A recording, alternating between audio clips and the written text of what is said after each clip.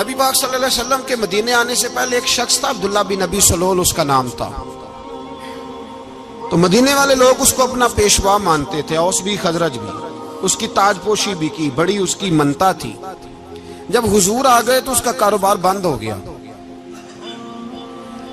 اب لوگ یہ نہیں سمجھتے کہ میں غلط ہوں، لوگ کسی کے مفادات کو ٹھیس پہنچتی ہے تو مخالفت کرنے لگ جاتا ہے۔ اب اس کے حالات جب خراب ہوئے تو اس نے پتہ کیا کیا، جھوٹ موٹ کا کلمہ پڑھ لیا۔ سمجھ آ رہی ہے باتوں؟ جھوٹ موٹ کا، اور منافقوں کا ایک ٹولہ اس نے تیار کر لیا جس کا قرآن مجید نے سورہ منافقون میں ذکر کیا۔ ایک جنگ کا موقع تھا، نبی پاک صلی اللہ علیہ وسلم تشریف لے گئے تو عبداللہ بن ابی سلول بھی چلا گیا۔ حضرت عمر فاروق رضی اللہ تعالیٰ عنہ کے ایک غلام تھے، وہ پانی لینے کنویں پہ گئے۔ ادھر سے انصار میں سے، چونکہ حضرت عمر کے غلام مہاجر تھے، انصار میں سے ایک شخص پانی لینے پہلے سے آیا ہوا تھا۔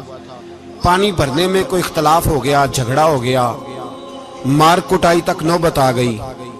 حضرت عمر کے غلام نے کچھ چیز مار دی، اس شخص کو زخمی ہو گیا۔ اس نے پکارا، عبداللہ بن ابی سلول نے سمجھا کہ موقع اچھا ہے، دوڑا ہوا آیا اور آ کر اس نے کہا، انصار مدینہ بھاگ کے آؤ، جلدی آؤ، اور بڑے غلط جملے استعمال کیے۔ کہنے لگا اگر ان لوگوں کو تم اپنا بچا کچا کھانے کو نہ دیتے مہاجروں کو تو آج یہ تمہارے سر پہ نہ بیٹھتے۔ معاذ اللہ، ایسی باتوں پہ کہا کرے، بولے یہ روزمرہ کی گفتگو میں عادت بنائیں، کوئی ایسی بات کرنی ہو تو معاذ اللہ استغفر اللہ کہہ کے کرنی چاہیے۔ اس نے کہا کہ معاذ اللہ اب ان کو بچا کچا نہ دیں تو یہ ہمارے سر پہ نہ بیٹھتے۔ شور کیا اس نے۔ ہمارے ہاں بھی سیانے بندے پنچایت کے لوگ وہ کہتے ہیں تو اس برادری کے بچے سے ہی مار کھا ہے، پتہ ہی نہیں چلا، جا اسے مار کے آ، سر پھاڑا، یہ کار پھوڑ دے اس کا سر، اور دیکھ میں دیکھ لوں گا بعد میں جو ہوگا۔ یہ عقل مند لوگوں کے مشورے نہیں، یہ جاہل لوگوں کے مشورے۔ ناراض نہ ہونا، پر یہ نبی پاک صلی اللہ علیہ وسلم نے فرمایا ہے، حضور کا فرمان ہے۔ یہ کن لوگوں کا کام ہے؟ بول کے بتائیں، بول کے۔ پڑھے لکھے سیانے بندے اس طرح کے مشورے یہ بالکل نہیں دیتے، جاہلوں کا کام۔ پکارا، مہاجر سارے اکٹھے ہو گئے، انصار سارے آ گئے، اور جب انصار آئے تو مہاجرین کو بھی پکارا، مہاجر بھی آ گئے۔ اب وہ گتھم گتھا ہونے لگے تو کسی نے جا کے محبوب پاک کے کان میں کہا، یا رسول اللہ وہاں تو مہاجر انصار لڑنے لگے، وہ پرانی لڑائیاں پھر سے جاگ گئی ہیں۔ نبی پاک تشریف لائے، حضور نے وہاں لفظ بیان کیے، فرمایا یہ تم نے کیا جاہلوں جیسا کام شروع کیا ہوا ہے؟ یہ کون سا کام ہے؟ اللہ کرے ہم سب اس کام سے باز آ جائے، آمین تو کہنا۔ اور تو اس برادری دے منڈے کوئی مار کھائے، برادری کیا ہوتی ہے؟ برادری تو تعارف کے لیے، اونچ نیچ کہاں سے آ گئی؟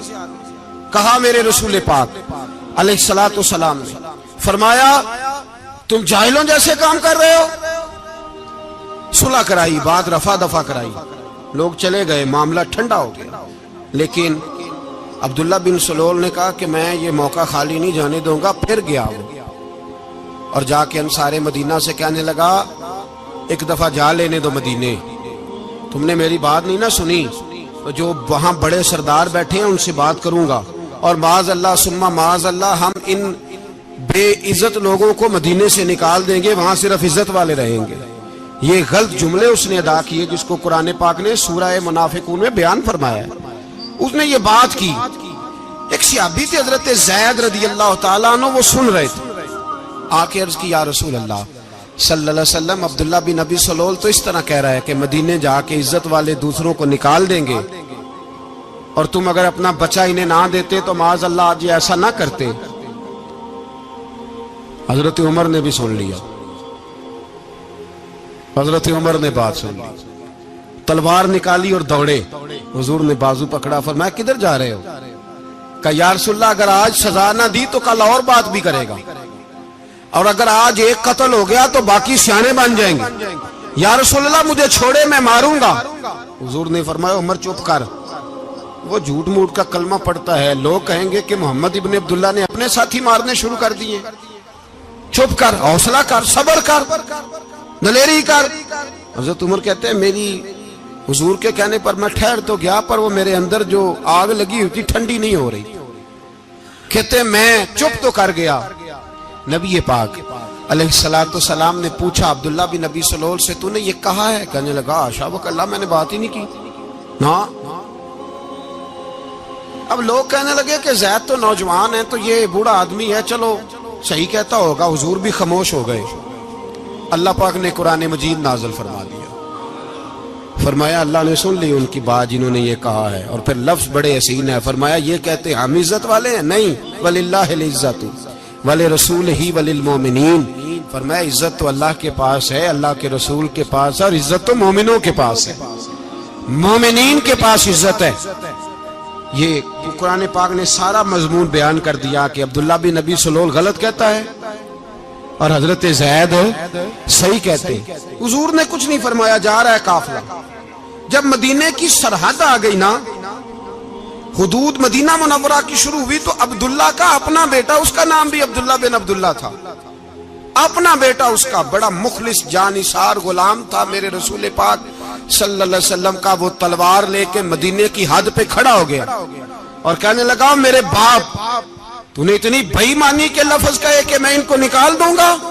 کہے اپنی زبان سے کہ میں ذلت والا ہوں، رسول پاک کو اللہ نے بڑی عزت عطا فرمائی، کہے ورنہ میں تیری گردن کاٹ دوں گا۔ بول، کہے حضور بھی عزت والے اور نبی پاک کے غلام بھی عزت، کہے اپنی زبان سے، کہے میرے رب کا یہ فرمان ہے وَرَفَعْنَا لَكَ ذِكْرَكَ، حبیب میں خود تیرے لیے تیری شانوں کو بلند فرما دوں گا۔ تو کہا تو دشمن ہو کے کہنے لگا میرے بیٹے مجھے معاف کر دے، مصطفیٰ تو بڑی عزتوں والے ہیں، ان کے غلام شانوں والے۔ جب بیٹا تلوار لے کے سامنے کھڑا ہوا، شہرت ہوئی، اب نبی پاک نے حضرت عمر کی طرف دیکھا، کہا عمر تیری بات صحیح تھی، اب جو ہوا یہ زیادہ صحیح تھا۔ وہ میں نے تجھے کہا حوصلہ کر، تدبر کر، وقت کا انتظار کر، یہ صحیح ہوا کہ وہ صحیح تھا۔ تو حضرت عمر فاروق کہنے لگے یا رسول اللہ میں گواہی دیتا ہوں آپ واقعی اللہ کے سچے رسول ہیں صلی اللہ علیہ۔ اتنی اچھی رائے، وقت فیصلہ کرتا ہے، تدبر سے چلے، دانائی سے چلے، علم پیدا کریں، بردباری۔ ہمیں کئی دفعہ سجدہ صاف کرنا پڑتا ہے، ہم جو کہتے ہیں بات اس کے الٹ نکل آتی ہے۔ ہم کسی شخص کے بارے میں کچھ تبصرہ کر بیٹھتے ہیں، کچھ عرصے کے بعد ہمیں پتہ چلتا ہے کہ وہ تو ایسا تھا ہی نہیں، ہم نے غلط بات کر دی۔ ہم بغیر تحقیق کے، بغیر تفتیش کے، حوصلہ نہ ہونے کی وجہ سے، صبر نہ ہونے کی وجہ سے ہم بہت سارے کام کر گزرتے ہیں، پھر ہمیں نقصان ہوتا ہے۔ اپنی زندگی میں حلم نہ چھوڑیں، حوصلہ نہ، لڑائیاں ہوتی ہیں نا گھروں میں، اس کی وجہ خامد ہوتا ہے، بیوی نہیں ہوتی۔ یہ بات گھر جا کے بتانا کہ آج انہوں نے کہا ہے۔ لڑائی کی وجہ کون ہوتا ہے؟ نہ بولو تسی، پر میں تے آنکھ ہی چھڑیا ہے، وہ تو ریکارڈ ہو گیا ہے۔ لڑائی کی وجہ کون ہے؟ جڑے باتیں لڑتے ہیں وہ کندے ہی نہیں پے۔ وجہ کون بنتا ہے جی؟ کیوں بھلا؟ اس لیے کہ نبی پاک صلی اللہ علیہ وسلم نے فرمایا عورت کی اگل آدھی ہے تو تیری تو پوری ہے نا، جس کا مطلب ہے لڑائی اگر بچ سکتی تھی تو مرد کی وجہ سے بچ سکتی تھی، گھر میں امن ہو سکتا تھا۔ کہتے ہیں جی بڑی بیوقوف ہے میری سنتی نہیں، تو میں نے کہا جو اس سے بحث کر رہا ہے وہ سیانا ہے؟ بولیں، جو بحث کر رہا ہے وہ عقل مند ہے؟ بندہ تو چلو تھا وہ دانشور شیکسپیئر، باتیں بعض اوقات اس کی کچھ ایسی ہیں۔ اس سے کسی نے پوچھا تھا عورتوں سے کون جیت سکتا ہے بحث میں، تو اس نے کہا تھا وہ جو ان سے بحث نہ کرے، جو ان سے بحث۔ تو بھائی تو وجہ اس لیے کہ حوصلہ تو نہیں کرنا تھا۔ نبی پاک علیہ السلام نے فرمایا بی بی ٹیڑھی لکڑی ہے، سیدھی کرنے کی کوشش کرو گے تو ٹوٹ جائے گی، سیدھی تو پھر کتنا بیوقوف ہے جو پتھر سے سر رگڑ رہا ہے، کتنا نادان ہے جو یہ حرکت کر رہا ہے، دریا میں چھلانگ لگا کے کہتا ہے ڈوبوں گا نہیں۔ تو بھائی حوصلہ پیدا کرے، علم پیدا کرے۔ بہت ساری ایسی باتیں کرے کہ جس میں اشتعال آئے گا، فٹافٹ 3 لفظ طلاق کے دے دیے، اب بھاگا گیا مفتی صاحب کے پاس، اوہو 4 بچوں کا کیا بنے گا؟ اور یہ بات پکی ہے کہ بچوں کو صرف ان کی ماں ہی پال سکتی ہے، ان کی ماں۔ اور بات مجھے نہیں بھولتی، ایک شخص نے بیوی کو طلاق دے کے دوسری شادی کی. اس کا بیٹا تھا 10 سال کا. تو اس نے اپنے بیٹے سے کہا کہ بیٹے بتا پرانی اماں صحیح تھی یا یہ صحیح ہے؟ اس نے کہا نہیں ابا وہ تو جھوٹ بڑے بولتی تھی، یہ صحیح ہے. وہ جھوٹی تھی، وہ جھوٹ بڑے بولتی تھی میری سگی اماں، یہ سچ بولتی ہے. اس نے کہا وہ کیسے؟ کہنے لگا اس لیے کہ میں کوئی شرارت کرتا تھا تو میری سگی اماں مجھے تھپڑ مارتی تھی اور کہتی تھی تجھے روٹی نہیں دے رہی، جا دوڑ جا گھر سے. تو میں دوڑ جاتا تھا تو جھوٹ بولتی تھی نہیں دینی، پھر آدھے گھنٹے کے بعد مجھے ڈھونڈنے لگ جاتی تھی، ڈھونڈ کے لاتی تھی، پھر میری منت کرتی تھی، پھر مجھے کہتی تھی نہ مجھے ستایا کر، پھر میرا ماتھا چومتی تھی، پھر میری مرضی کا کھانا بنا کے دیتی تھی، پھر میرے منہ میں لقمے ڈالتی تھی. جھوٹی تھی، پہلے کہتی ہے نہیں دینی پھر پیچھے بھاگتی ہے. یہ سچی ہے، میں شرارت کرتا ہوں تو تھپڑ مار کے نکالتی ہے، پھر میں منتیں کرتا ہوں پر روٹی نہیں دیتی، پیر پکڑتا ہوں نہیں دیتی. سچ بولتی ہے، اپنی بات پہ ڈٹ جاتی. او بھائی بچے اس کی ماں ہی پال سکتی ہے، تو نے 3 جملے کہتے سوچا ہی نہیں، تیرا کا گیا تو یہ تو نئی بیوی ملے گی، اور اس کا بھی کیا گیا، اس کو بھی شاید شوہر مل جائے. ان پھولوں کی پرورش صرف ان کا مالی کر سکتا ہے، دوسرا کر سکتا؟ تو نے حوصلہ ہی نہیں کیا. ٹھیک ہے غلطی بیوی کی تھی پر تو مرد تھا نا، تیرے پاس تو دلیری تھی. فٹافٹی 3 طلاق کے جملے کہہ دیے. اور میرے رسول پاک علیہ السلام نے فرمایا جائز کام بڑے ہیں پر طلاق جائز تو ہے پر میرے رب کو پسند نہیں، اللہ کو پسند. تو نے مالی بگا دیا جس نے تیرے گھر کا باغ سینچنا تھا. تو بھائی یہ حوصلہ نہیں، درجنوں طلاقیں، 20 کیس، اور ابھی وہ شادی کے پورے کپڑے نہیں پہنے تو طلاق پہلے. اس کی وجہ یہ کہ حوصلہ نہیں، صبر نہیں، رضا نہیں، ہم احساس نہیں کرتے. اگر تو یہ سمجھ جائے کہ بس اللہ نے جو میرے لیے بہتر سمجھا مجھے دے دیا، صحیح ہے میری آزمائش ہے، کیا ہے کچھ ہے جو اس نے بہتر سمجھا مجھے اس نے، پھر تو سکھی ہو جائے، تیرے لیے جینا آسان ہو جائے، پھر تو بہت ساری پریشانیوں سے آزمائشوں سے دور ہو جائے. میرے نبی پاک علیہ السلام نے ہمیں حوصلہ کرنے کا حکم دیا، دلیری. 2-3 سال شاید پچھلے سال یا اس سے پچھلے سال حج کے موقع پہ نا ہمارے پاکستان میں تو بڑے بڑے انوکھے واقعات ہوتے ہیں نا، سننے سے کیا میں کہتا ہوں وہ عبرت کے لیے ہوتے ہیں. جعلی ویزے لگوا دیے حج کے کسی ایجنٹ نے، اللہ کے مہمانوں کو بھی لوگ لوٹ لیتے ہیں، جعلی ویزے لگوا دیے. اور مزے کی بات یہ ہے کہ پاکستانی ایئرپورٹ سے گزر بھی گئے وہ ویزے والے، اور احرام باندھے لوگ جدے پہنچ گئے. 4 آدمی تھے، انہوں نے ویزا دیکھا تو کہا نقلی آپ کو واپس جانا پڑے گا. اگلی فلائٹ سے وہ لوگ واپس آئے. آپ مجھے بتائیے ان کی جب وہ چھوٹے چھوٹے کلپ آئے، میڈیا نے ان کی باتیں سنی تو ان کے آنسو نہیں تھمتے تھے. ایک آدمی احرام باندھ کے گیا ہے، معمولی سمجھتے ہیں آپ؟ میرے جیسا غریب آدمی کبھی اس نے ارادہ کیا اور مدینے جانے کا لیٹ ہو جائے تو کلیجہ پھٹنے کو آتا ہے. کچھ مجبوریاں پیروں میں آ جائے، نہ جا سکے تو پتہ نہیں کتنی توبہ کرنے کو دل کرتا ہے کہ کہیں غلطی تو نہیں ہو گئی، کوئی ایسی بات تو نہیں نکل گئی. یقین کریں طبیعت پریشان ہو جاتی، یار کوئی ایسا کام تو نہیں ہوگا جس کی وجہ سے یہ بات ہوئی. 4 آدمی لوٹ آئے، حالات خراب ہو گئے، لوگ رو رو کے قصے سناتے تھے. لیکن میرے رسول پاک علیہ السلام کا حوصلہ دیکھو. حضور کعبے کا بھی کعبہ، حضور مالک، حرم کے مالک مطلق، جن کے صدقے اللہ نے کعبہ کو بیت اللہ بنایا. حاجیو آؤ شہنشاہ کا روضہ دیکھو، کعبہ تو دیکھ چکے اب کعبے کا بھی کعبہ دیکھو. حضور 1400 صحابہ کو لے کے گئے عمرہ کرنے. مقام حدیبیہ پر پہنچے تو کافروں نے روک لیا، ہم عمرہ نہیں کرتے. تو اور میں خادم اور جو وارث و مالک ہیں 1400 صحابہ، ہم نہیں عمرہ کرنے دیتے، واپس جائیے. صلح لکھی جا رہی ہے. صلح کی شرطیں کیا ہیں؟ مکے سے کوئی آدمی غلطی سے بھی مدینے چلا گیا، مکے کا آدمی، تو مسلمان اگر ان کے ظلم سے تنگ آ کے، مکی مسلمان کافروں کے ظلم سے تنگ آ کے مدینے چلا گیا تو مدینے والے واپس کریں گے. اور اگر مدینے سے کوئی شخص غلطی سے بھی مکے چلا گیا تو مکے والے واپس نہیں کریں گے. اتنی سخت شرائط. حضرت عمر غصے سے کانپنے لگے, صحابہ پریشان ہیں, پر میرے رسول پاک نے صبر دکھایا, حوصلہ, تدبر. یہ تدبیر ہے, صبر ایک بہترین تدبیر ہے, اگر کوئی اپنائے تو بہترین طریقہ ہے. حضور نے فرمایا ہمیں منظور ہے, صلح کرو. اور اتنا سخت حکم ہے, کہنے لگے 1400 احرام والے واپس جائیں, بعد میں آنا, اس وقت نہیں عمرہ کرنے دیں گے. میرے نبی پاک علیہ السلام, مجھے بتاؤ, مجھے اور آپ کو دکھ ہوتا ہے تیاری ہو تو پروگرام رہ جائے, تو اگر احرام باندھا ہو اور اللہ کے رسول نے بندھوایا ہو تو حضور واپس لوٹنے لگے تو کتنی تکلیف کی بات ہے. حضور نے فرمایا چلو آئندہ آئیں گے. معاہدہ لکھا جا رہا ہے, حضرت علی معاہدہ لکھ رہے ہیں. لکھو محمد الرسول اللہ صلی اللہ علیہ محمد الرسول اللہ صلی اللہ علیہ وسلم اور قریش مکہ کے بیچ معاہدہ.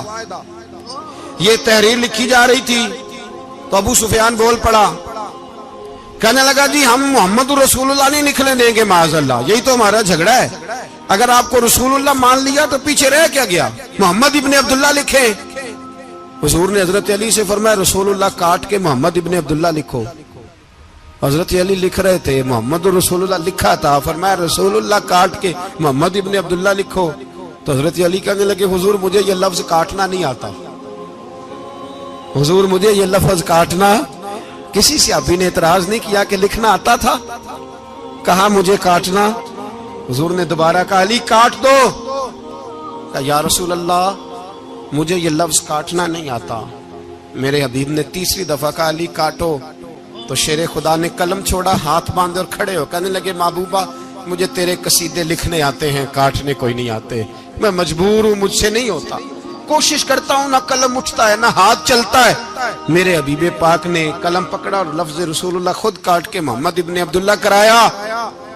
بھائی وقت گزر گیا, صلح ہو گئی. یہ تدبر, یہ حوصلہ, یہ تدبیر میرے نبی نے فرمائی. اب تو 1400 کو مکے نے نہ داخل ہونے دیا, لیکن 1 سال ہی گزرا, تھوڑا ہی وقت گزرا, میرے رسول پاک 10,000 کو لے کے مکے میں داخل ہو گئے. 10,000. اس نے فائدہ دیا. حکمت کیا تھی, تدبر کیا تھا.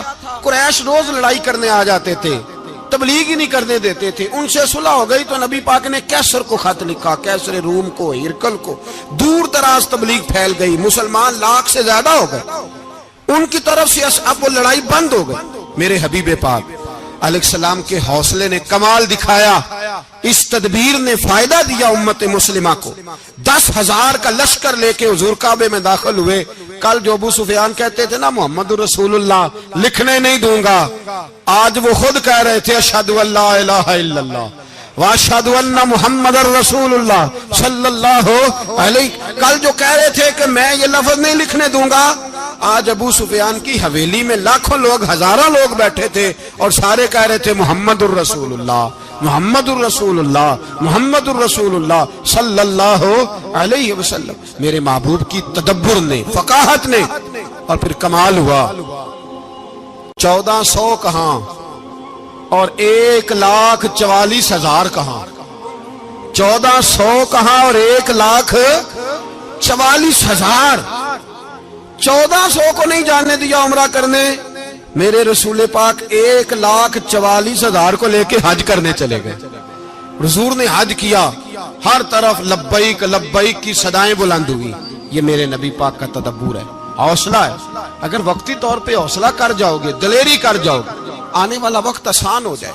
حوصلہ نہیں, صبر نہیں, سکون نہیں, 2-4 باتیں, یہاں تک کہ لوگ ابا جی کی بات برداشت نہیں کرتے. ایسے جملے کہہ دیتے ہیں جو دوبارہ پلٹ کے نہیں آتے. ماں کو لفظ نہیں بولتے, باپ کی روح تک چھلنی کر دیتے ہیں وہ جملے. لیکن لوگ اس وقت حوصلہ کرنے, اور ہم پنجابی لوگوں نے تو گنجائش ہی بڑی دے دی ہے. کہتے ہیں بچہ ہے جے ایک ہی ہے, ایک میں حوصلہ کرے کی ہے ماشاءاللہ. تو اگر جوان ہو گیا تو کہتے ہیں گرم خون ہے مکہ کب. اگر بوڑھا ہو گیا تو کہتے ہیں بوڑھوں میں حوصلہ نہیں ہوتا, نہ بچے میں نہ تو کس میں حوصلہ ہوگا؟ بولے کسی میں بھی نہیں. چھٹی سب کو فتویٰ مل گیا نا, یہ بچہ ہے جی, ابھی یہ تو بچہ ہے, آپ تو سیانے بیانے ہیں, یہ بچہ ہے. کمال ہو گئی ہے بھائی, کیا مطلب ہے بچہ ہے؟ بچے کو سارا پتا ہے, ہر چیز اسے آتی ہے, حوصلہ کرنا ہی نہیں آتا. اور پھر کہہ دیا وہ تو گرم خون ہے. وہ کیا بات کرتے ہو, گرم خون؟ ابے کے گلے پڑ گیا گرم خون, اس کو کھڑا کرو نا ایس پی کے سامنے اور اس کو کہو مار تھپڑ اس کے منہ پہ, تیرے گرم خون کا پتا چلے.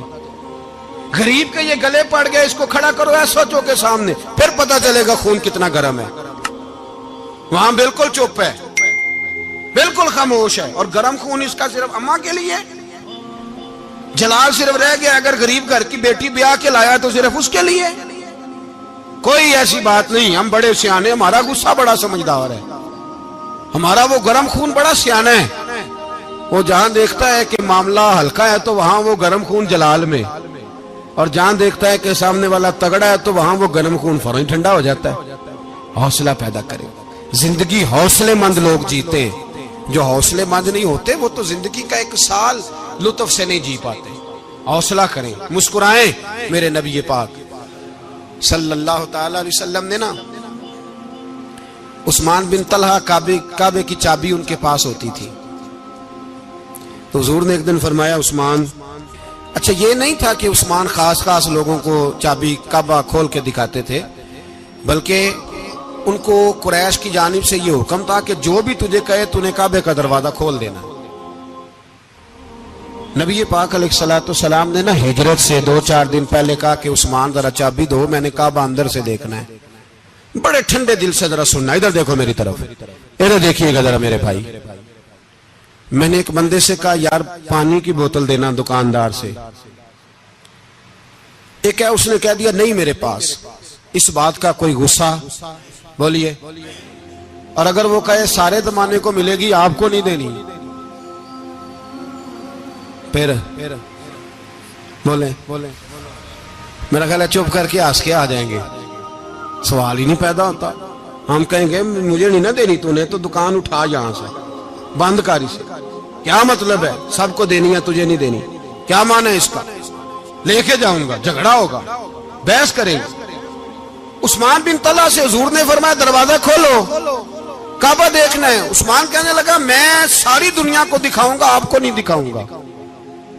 کتنی سخت بات ہے, پر قربان جائیں رسول اللہ کے حوصلے پہ صلی اللہ علیہ.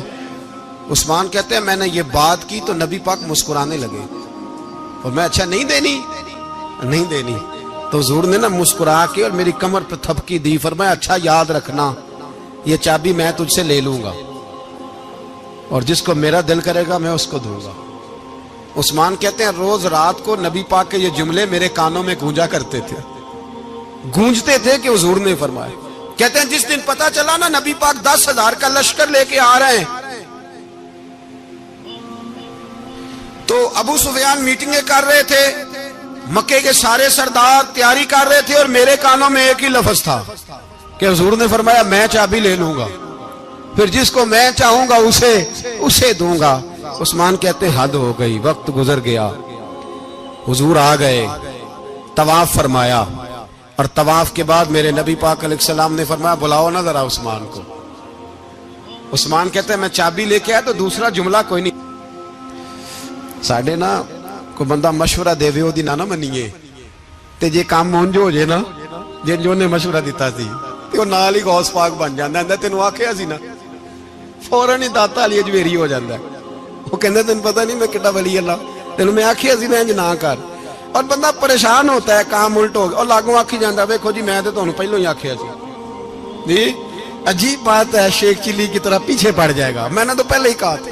او بس کر یار, اب تو خواجہ معین الدین اجمیری ہو گیا, بس کرو. مشورہ ہی ہوتا ہے, کسی کا مل جاتا ہے اور کسی کا نہیں لیا جاتا. فوری طور پہ بندہ اٹھ کے نا تو ولایت کی 4تھی سیڑھی پہ چڑھ جائے گا, کہے گا میں تو اب دالے وقت ہوں, میں کتب دورہ ہوں, میں نے تجھے کہا نہیں تھا. اب بس کر یار, کئی دفعہ مشورے صحیح ہوتے ہیں, کئی دفعہ صحیح.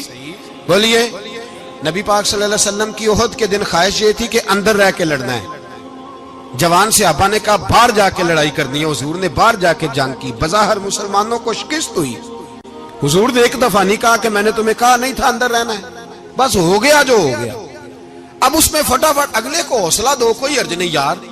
نبی پاک سب بولیے صلی اللہ علیہ وسلم، میرے حبیب پاک علیہ الصلوۃ والسلام نے نا کہا عثمان کو بلاؤ. عثمان آئے تو عثمان کہتے میں نے چابی دی تو میں تیار تھا، میں تیار تھا کہ اب میری بات ہوگی اور رسوائی ہوگی.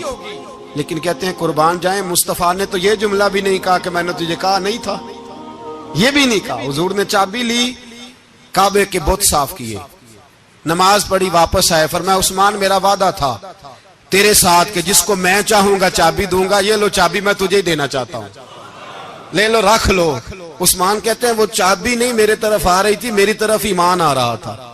وہ چابی نہیں آ رہی، ایمان آ رہا تھا میری جانب. کہتے ہیں میرے ہاتھوں میں چابی آئی اور میری زبان پہ کلمہ توحید جاری ہو گیا. بھائی تدبر، حوصلہ، صبر، رضا.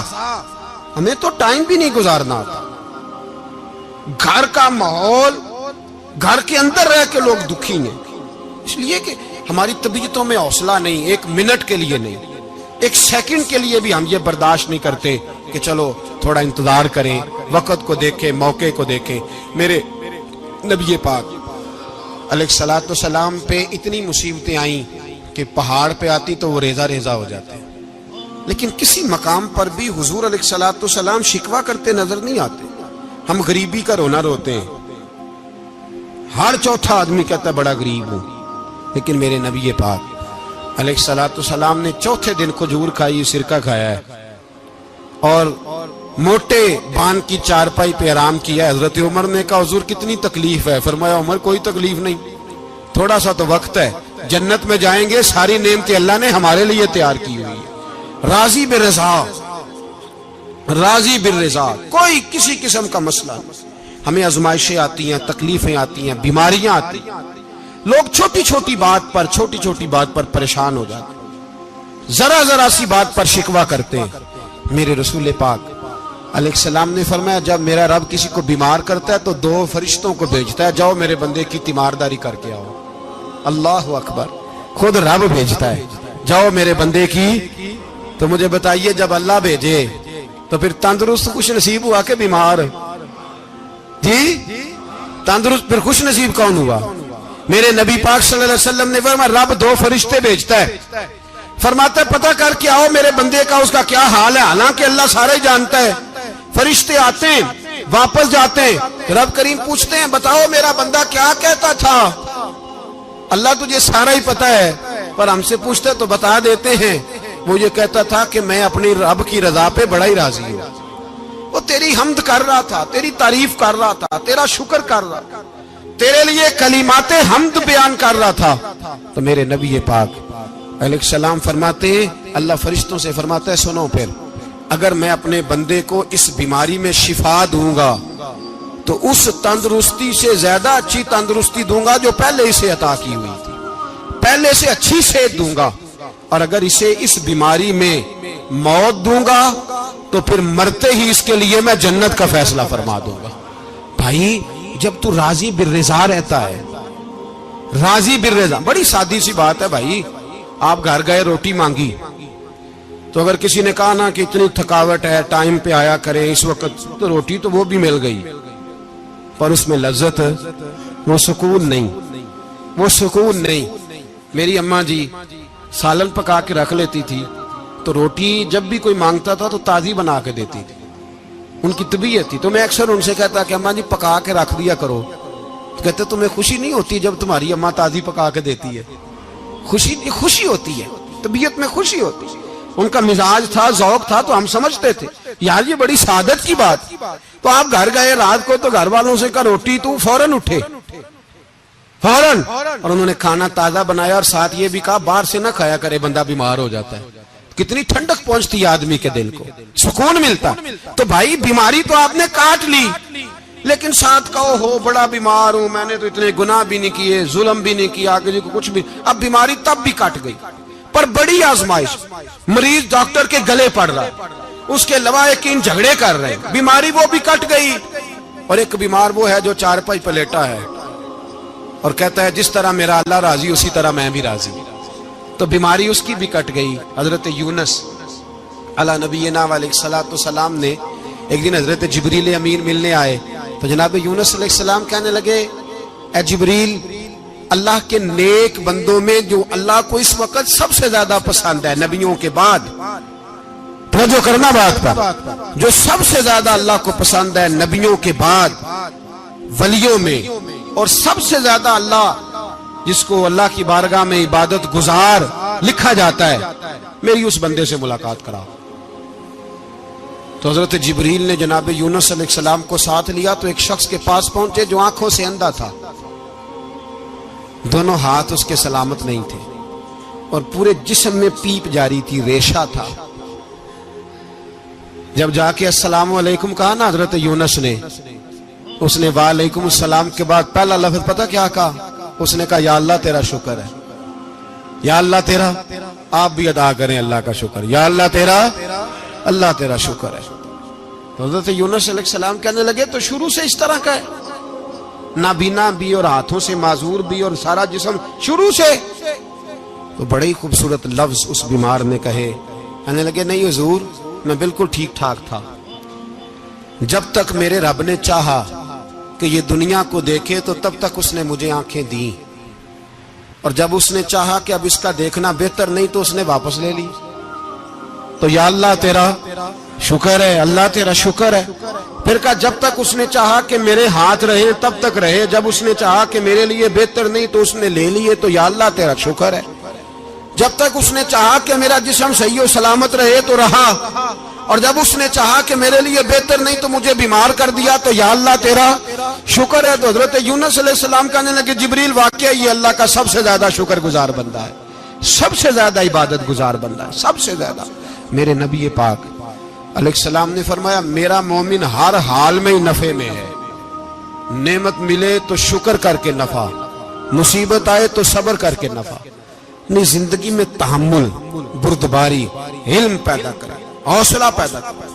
ہر آنے جانے والے شخص کے مزاج کے مطابق اسے نہ ملے، اپنا مزاج صحیح رکھے، اپنی طبیعت کے مطابق اپنے ماحول کو برقرار رکھے۔ علم کے ساتھ گزارا کرو گے تو رشتہ داروں سے بھی بنی رہے گی، دوستوں سے بھی بنی رہے گی، ہر ایک سے تعلق رہے گا۔ اور اگر آپ کے اندر یہ حوصلہ نہیں تو پھر سارے معاملات پریشانی کا شکار ہو جائیں گے۔ یہ تو آج کا مضمون تھا۔ ہمیں نا لوگ مشورہ دیتے ہیں، کہتے ہیں پیر صاحب درویشوں کو سیاست کی بات نہیں کرنی چاہیے، دیتے ہیں نا مشورہ لوگ؟ جی تھوڑا تھوڑا بول دیں، تھوڑا تھوڑا دیتے ہیں نا۔ اگرچہ ہم ان کی بات نہیں مانتے، اس لیے کہ اقبال نے کہا تھا جدا ہو دین سیاست سے تو رہ جاتی ہے چنگیزی، جدا ہو دین سیاست سے تو، اور پہلا فکرہ یہ ہے کہ جلال بادشاہی ہو یا جمہوری تماشا ہو، جدا ہو دین سیاست سے تو رہ جاتی ہے۔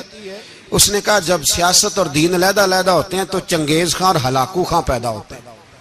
سیاست جب تک مسجد کے اندر رہتی ہے تب تک پاک صاف رہتی ہے، وہ گندی ہوتی تب ہے جب مسجد سے نکل جاتی ہے۔ حضرت علی کے زمانے تک مسجد میں رہی، پاک صاف رہی، یزید باہر لے گیا تو گندی ہو گئی، حضرت عمر بن عبدالعزیز دوبارہ مسجد میں لے آئے تو پھر پاک ہو گئی۔ لیکن پھر بھی ایک ساتھی نے مجھے کہا تو اس کی بات میں، سب کی باتیں نہیں مانتا، اس کی بات میری سمجھ میں آئی۔ وہ کہنے لگا جی اصل بات یہ ہے کہ سیاسی تبصرے تجزیے ہم اخباروں میں ٹی وی پہ جا کے بیٹھے، جا کے بڑی مہربانی میری طرف دیکھیں، وہ ہم سنتے رہتے ہیں تو ہمارا دل کرتا ہے مسجد میں صرف ہم رسول اللہ کا پیار ہی سنیں۔ تو میں نے کہا یار تیری بات دل کو لگتی ہے، یہ بات صحیح ہے، چلو یہ نیت اچھی ہے، یہ تیرا نظریہ ٹھیک ہے، مان گئے ہم۔ میں چلا گیا دکاندار کے پاس اور میں نے اس کو جا کے کہا کہ گاڑی کا انجن کھولو، اس طرح کرو، اس طرح۔ اس نے کہا مولانا آپ جا کے نا گھر تو فقہ کی کتاب کھولیں، اس لیے کہ گاڑی کے انجن کے بارے میں آپ کو معلومات، یہاں اگر آپ نے یہ کام کرنا ہے تو اس کو پڑھیں، کسی استاد کے پاس ورک شاپ پہ آئیں، آپ کے ہاتھوں کو، منہ کو، چہرے کو مٹی لگے، دھواں لگے، گریس لگے، پھر آپ کو پتہ چلے گا انجن کیسے کھلتا ہے۔ صحیح کہہ رہا ہوں؟ نہیں صحیح کہہ رہا؟ دعا گلا تو یہاں کر چڑی جائے، صحیح کہہ رہا ہوں جی؟ اگر مولوی کو اجازت نہیں سیاست کی بات کرنے کی، اور مولوی کو اجازت نہیں کہ انجن کی بات کرے، تو سیاستدان کو اجازت ہے دین کی بات کرنے کی؟ یہاں تو وہ آئے نا مدرسے میں پڑھے، پورا دین حاصل کرے، پھر وہ بولے تو پھر تو ٹھیک ہو گیا، لیکن جب اسے سورت اخلاص بھی سیدھی نہیں آتی تو فتوے دینے کی اس کو ضرورت ہے کوئی؟ بولے نا یار، کیوں چھیڑتے ہیں سیاست؟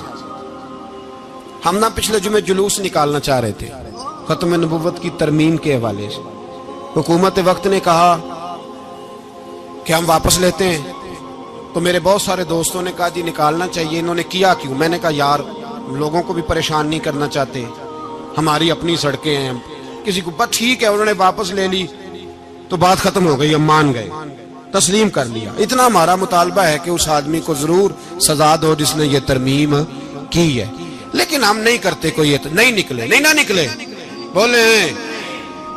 تو وزیر قانون صاحب کو کیا مصیبت بنی ہوئی ہے نیا فتویٰ دینے کی؟ کہ ہے کوئی شوق انہیں دینا چاہیے فتویٰ؟ کہتے نہیں مرضیوں میں ہمارے درمیان تھوڑا ہی فرق ہے۔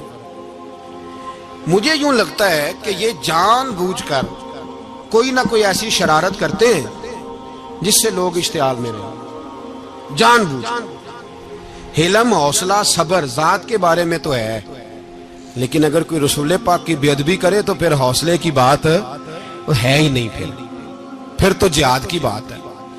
اور میں دیانتداری سے مسجد میں باوضو بیٹھ کر جمعے کے دن مشورہ دیتا ہوں حکومت کو اور وزیر قانون کو مشورہ دیتا ہوں کہ نہ فرعون کی حکومت ساری زندگی رہی، نہ نمرود رہا، نہ جاج بن یوسف رہا، نہ یزید رہا، اور یار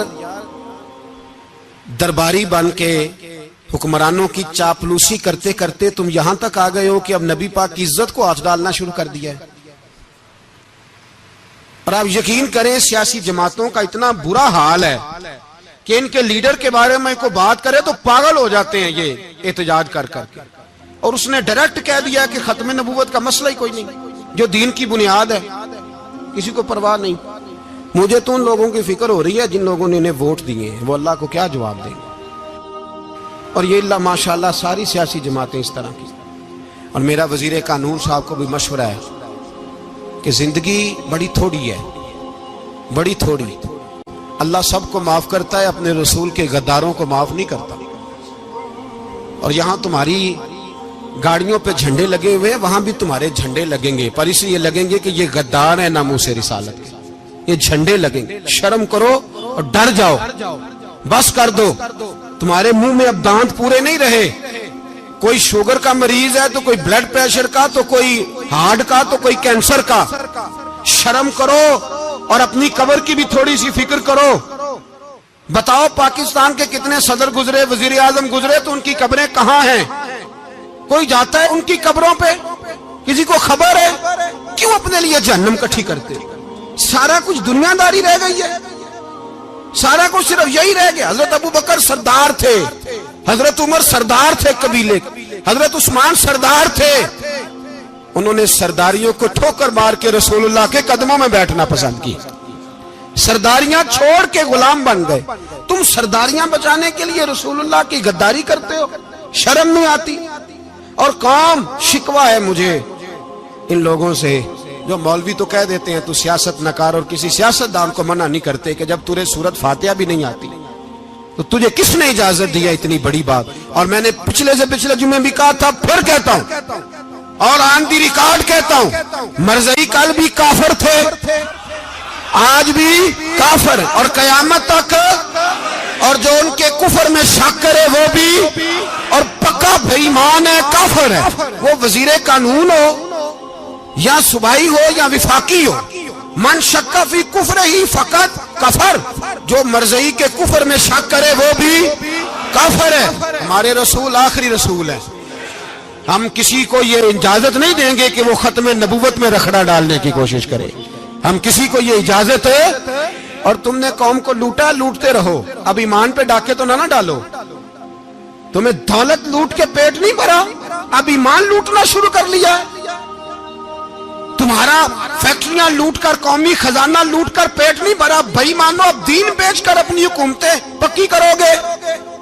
اور وہ لوگ بھی تیار ہو جائیں جو ان بے ایمانوں کو منتخب کرتے ہیں، ان سے بھی سوال کرے گا ختم نبوت کا موضوع قیامت کے دن کہ تم بتاؤ، ان کو سپورٹ کرتے تھے جو رسول اللہ صلی اللہ علیہ وسلم کے بعد بھی کسی نبی کو نبی ماننا درست جانتے تھے؟ شرم آنی چاہیے، خیال ہونا چاہیے۔ اور میں نے کہا کہ ہمارا دل نہیں چاہتا، آپ یقین کریں، ہمیں شوق ہے جلوس نکالنے کا، تمہارے خلاف باتیں کرنے کا۔ تم نے روز تھرمامیٹر نکالا ہوتا ہے، چیک کرتے ہو کہ ایمان کتنا ہے کتنا نہیں ہے۔ یہ پاکستان اگر صوبہ سندھ ہے تو حضرت عبداللہ شاہ غازی کا ہے، اگر بلوچستان ہے تو حضرت بابا عبد الرحمان کا ہے، اور اگر پشاور ہے تو وہ صوفیاء کا ہے، اور اگر یہ دھرتی پنجاب ہے تو یہ داتا علی اجویری کی ہے، یہ بابا فرید الدین کی ہے۔ اس میں کسی غدار کو قبضہ کرنے کی اجازت بالکل نہیں ملے گی، اور ہم وہ لوگ بھی نہیں جو چپ کر کے اندر سوتے رہیں، قوم جو کرتی ہے کرتی رہے، ہمیں پرواہ نہیں، نہ ایسی کوئی بات نہیں۔ کوئی بندہ نہ سمجھے کہ انہیں ہوش نہیں، انہیں پتہ نہیں، ہمیں سارا کچھ ہی آتا ہے۔ پھر اگر کل کو کوئی ممتاز قادری پیدا ہو گیا تو شکوہ نہ کرنا، کل کو کوئی پھر سے عامر چیمہ نکل آیا تو شکایت نہ کرنا، یاد رکھنا۔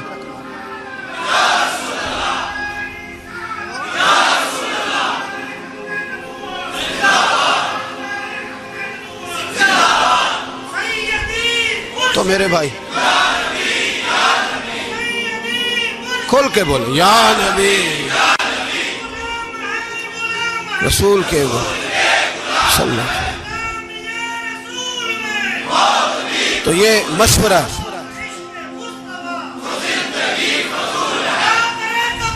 جزاک اللہ، تو یہ تمہیں مشورہ ہے۔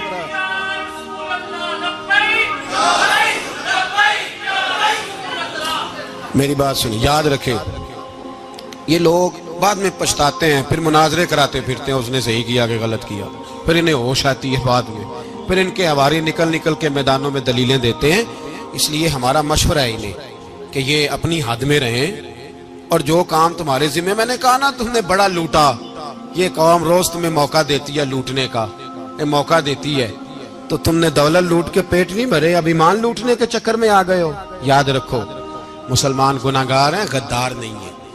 تمہیں دولت لوٹنے کا تو شاید موقع مل گیا ہے، پر ایمان لوٹنے کا موقع نہیں ملے گا، تو اس لیے اس کو لگام دو۔ اور ویسے بھی کتا جو پالتو ہوتا ہے نا، اس کو گھر کے اندر سنگلی سے باندھ کے رکھنا چاہیے۔ یہ تمہارے بوٹ چاٹتے ہیں، بھونکتے ہیں، تمہارے حق میں وزارتیں لیتے ہیں، ہم نے تو کوئی وزارت نہیں لی تم سے، اور نہ ہمیں شوق ہے، اس لیے کہ ممبری کیا کرنی ہے جس کو ممبر رسول عطا کر دیا جائے، اس نے کیا کرنی ہے یہ ممبریاں، اس کو پکا ممبر رسول دے دیا جائے، تو اس لیے اس سے باہر آؤ۔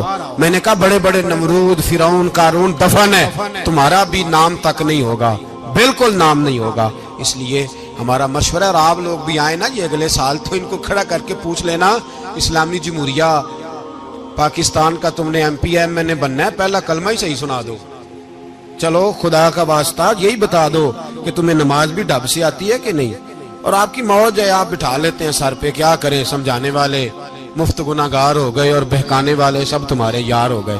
اس لیے یہ چھیڑتے ہیں جان بوجھ کے، اور پھر جب کوئی ممتاز قادری علیہ رحمہ پیدا ہوتے ہیں، پھر انہیں دشواری ہوتی ہے، پھر ان کا جینا مشکل ہو جاتا ہے، یہ موقع دیتے ہیں، پتہ نہیں کس کے ایجنڈے پہ عمل کر رہے ہیں۔ میرا سوال یہ ہے، میں نے پچھلے جمعے پھر میرا سوال ہے کہ میں پوچھتا ہوں، اس آدمی کو ضرورت کیا ہے ختم نبوت پر بات کرنے، جب امت مسلمہ کے متفقہ فیصلہ ہے کہ مرزائی کافر، اسمبلی نے بل پاس کر دیا کہ مرزائی، ان کو اقلیت قرار دے دیا، اور جب سے وہ اقلیت بنے، نہ ہم نے ان کی عبادت گاہ جلائی، نہ ہم نے ان کو قبروں سے نکالا، نہ ہم نے، بس ٹھیک ہے جیسے عیسائی رہتے ہیں، یہودی سے کس ملک میں رہتے ہیں وہ بھی رہیں، اقلیت بن کرے، کوئی اعتراض، پر تم انہیں کھینچ کے کیوں قریب کرتے ہو؟ تمہارا کیا جرانہ ہے ان کے ساتھ؟ بتاؤ تو صحیح۔ ان لوگوں سے ان کو چاہیے اپنے منہ میں لگام ڈالیں، اور اگر نہیں ڈالیں گے پھر انشاءاللہ ڈالی جائے گی، اور بڑی تگڑی ڈلے گی، اور پھر ایسی ڈلے گی۔ سلمان تاثیر جب مرا تھا نا تو 5-5 لاکھ روپیہ مولویوں کو آفر کی جنازہ پڑھاؤ، 5-5 لاکھ روپیہ چھوٹے چھوٹے مولویوں کو۔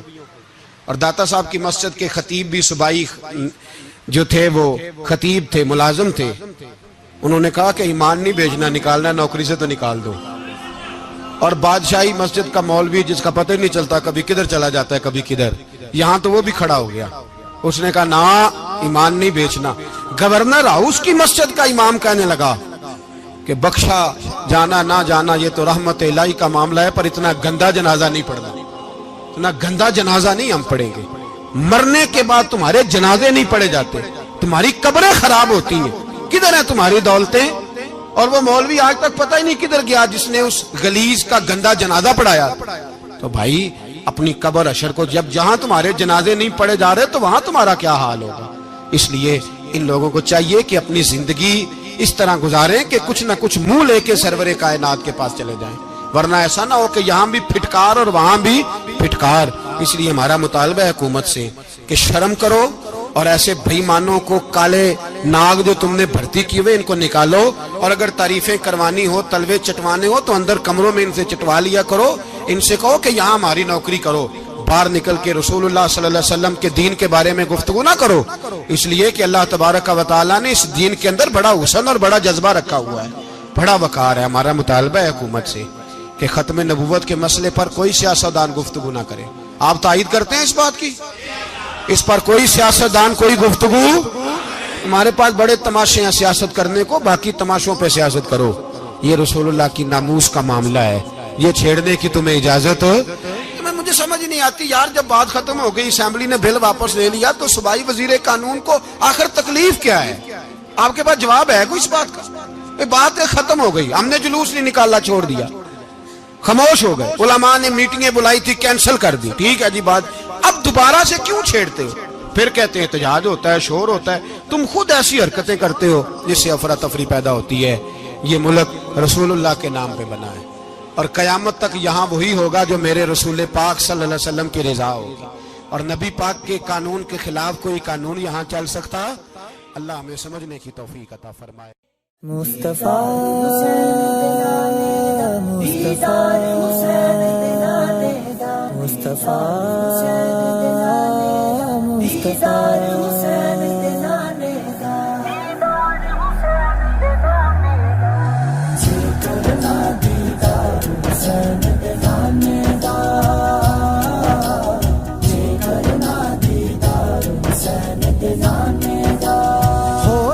عاشق یار حسین دے نانے دا,